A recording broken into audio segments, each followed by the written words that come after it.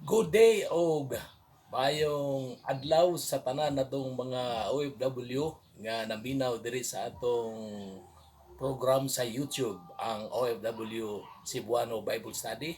Ang ginaot ko nga nakas kapiskay sa panglawas. Ug karon mao na ni ang atong ikaduhang lesson sa atong Bible study sa series nga atong pagabuhaton ng igsoon. Ang ginaot ko nga nagmalipayon ka kung hain ka man karon nga dapit sa tibuok kalibutan sa atong mga OFW sa nagkadaiyang kanasuran. Nagpasalamat ko nga ikaw nagpadayon sa pagpaminaw o pagsunod diri sa atong program sa YouTube, ang OFW Bible Study. O daghan tag mga hisgutanan karon kaning OFW nasayod ko nga lain-lain nga mga problema mabud sa itong kinabuhi, naa sa kwarta, sa problema sa pamilya, problema sa relasyon, mao gini mga problema sa OFW. Kaya ako mismo isip ko sa OFW kabalo ko mo kini problema nato. O ikaw do na kay mga concern, mga pagampo, ipadala ka na pinagi sa email o dili ba ka pinagi sa pag-text sa ako ang number nga akong ihatag human ning atong Bible study karon o ang akong email address sa akong ihatag ganimo. So padayon maigsoon sa pagsunod ning atong programa sa YouTube, ang Cebuano Bible Study. Nasayod ko nga ang Dios paguban ka nato og bagiya sa atong paglakaw isip nagtrabaho ta OFW o para sa atong pamilya. Padayon sa atong pagtuon o ato nang babati ang atong Bible study. Kaya salamat. Ania si Brother Lloyd Galion. Nadamgo ako kanimo unyo sa hinano kong pagkatulong. Ikaw nagasudo ka na. Ang pasiuna sa libro ug ang katapusang saad ni Kristo. Ato basahon ang buhat 1, versikulo 1 ngadto sa 2, matod pa. Binahal kong Teopilo, sa una kong sinulat gisgutan ko ang tanang butang nga gibuhat ug gitudlo ni Hesus sukad sa pagsugod niya sa iyang buluhaton hangtod sa adlaw nga gibayaw siya ngadto sa langit. Wala pa siya bayawa, gipahimangnuan niya pinaagi sa Espiritu Santo ang mga tao nga iyang gipili nga mga apostoles. Daghang mga tao nagsulat og dili maihap nga mga libro diin kung ipalinya mahimong dako og taas nga bukid.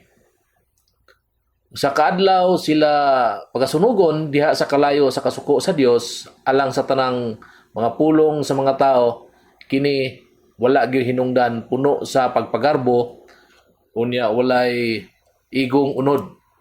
Apan ang duha ka mga libro nga gisulat ni Lucas, ang mananambal, kini modan-ag sa adlaw sa paghukom labaw sa pagsidlak kaysa adlaw mismo.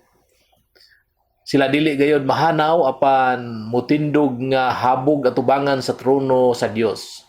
Ang ebanghelista nga si Lucas naghulagway diha sa iyang ebanghelyo kining mga binuhatan og mga pulong ni Kristo. Siya naghisgot sa iyang mga binuhatan sa wala pa ang iyang mga pulong, kay si Kristo mianhi dili lang magtutudlo apan usab manluluwas sa tibuok kalibutan. Ang ebanghelista gusto nga maghimaya kaniya. Siya nagpakita kanato kung giunsa paghinulsol sa mga makasala diha sa presensya ni Hesus, giyon sa pagsugid sa ilang mga sala aron mahimong matarong pinaagi sa ilang pagtuo diha sa grasya sa Dios. Ang gilansang kawatan nga naglumbay uban ni Kristo adunay samang kasinatian sa diyang siya misulod uban ni Hesus ngadto sa halapad nga paraiso puno sa himaya. Ang gilansang kawatan na nakagiuban ngadto sa paraiso ni Kristo, apan ang ebanghelyo ni Lucas mao ang libro sa dakong kalipay. Ang anghel miabot aron pagsangyaw niining malipayong balita sa pagkatao sa bata diha sa pasungan. Ang Dios mismo nahimong tao aron sa pagpangita sa pagluwas niadtong mga nawala. Karon kita makapamatuod uban sa pagpasalamat sa Dios nga daghang katawhan nga naluwas pinaagi sa ebanghelyo ni Lucas. Ang gahom sa kinabuhing wala katapusan nagdagayday gikan sa itom nga mga litra ngadto sa mga hunahuna ug makasing-kasing sa mga magtotoo. Si Teopilo ang hataas og ranggo nga opisyal sa Roma adunay kasinatian sa kaluwasan ni Kristo nga kahibulungan. Busa siya gisaligan ni Lucas ang iyang higala og doktor nga Greko. Inubanan sa taha sa pagtigom sa mga detalye mahitungod sa kinabuhi ni Hesus nga taga Nazaret aron sa pagsulat sa tukma nga kasaysayan sa ebanghelyo sa kaluwasan didto sa Romanhong Imperyo.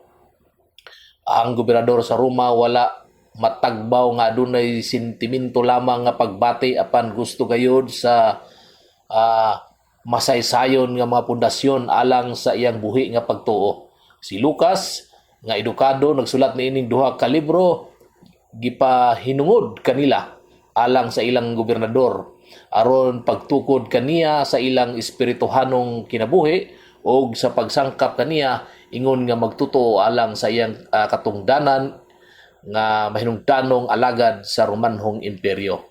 Siya nagpamatuod kaniya nga walay paglaom sa atong masamok nga kalibutan gawas lamang diha sa atong buhi nga si Hesukristo. Ang tanang nasod sa atong kalibutan mahanaw. Ang tanang banggiitang maalamon dili makapulos.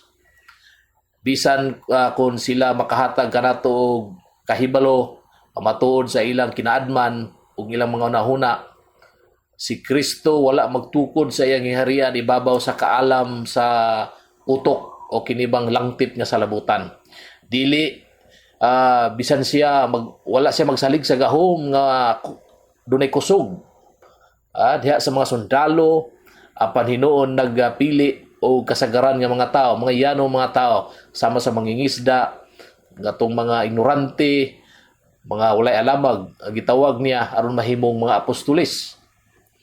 Ang iyang pagpili sa ubos o kahimtang dili makadaot, dili usab kini nagpasabot nga pagsalikway sa mga bantugan o mga kusgan o maabtik sa kalibutan.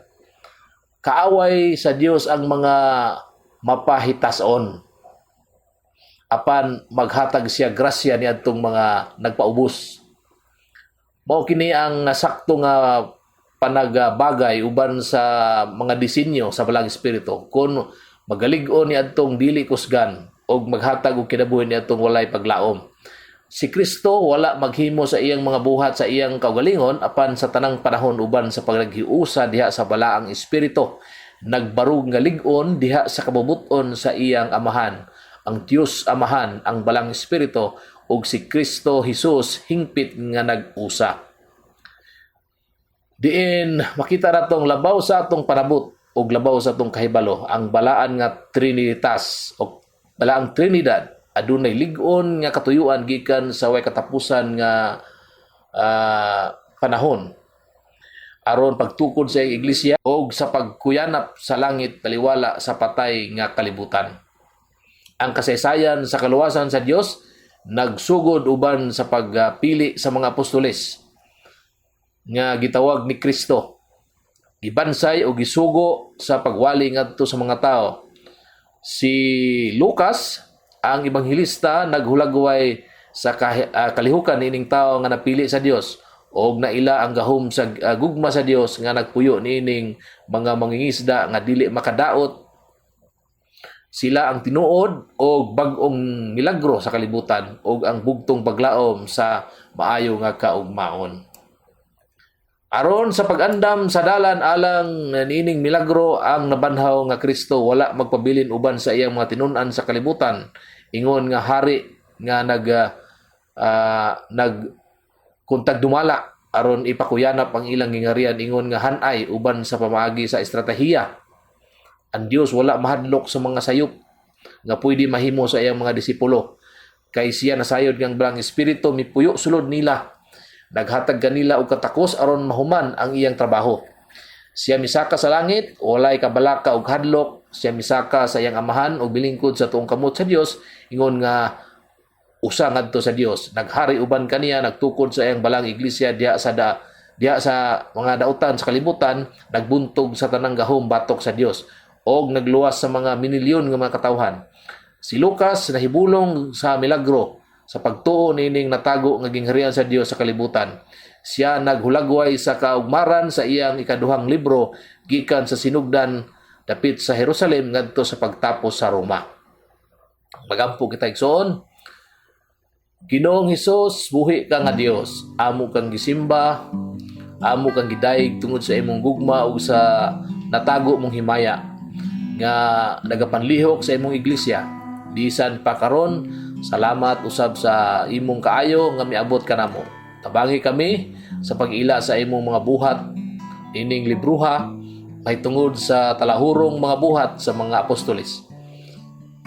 Himayaon ka o ang imong pagadako sa among pagtan-aw nining pagtulunan nga mahitabo sa among kaugalingon nga mamuhat kini sa among mga kinabuhi. Amen. Dunay pangutana igsoon, unsa ang sulod sa unang libro ni Lucas? Unsa ang sulod og tuyo sa iyang ikaduhang libro? Salamat.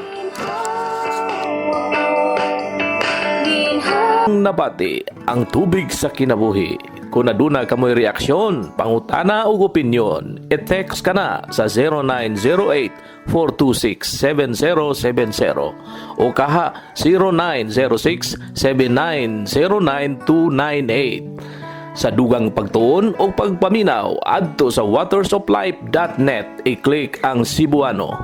Daghang salamat sa imong pagpaminaw.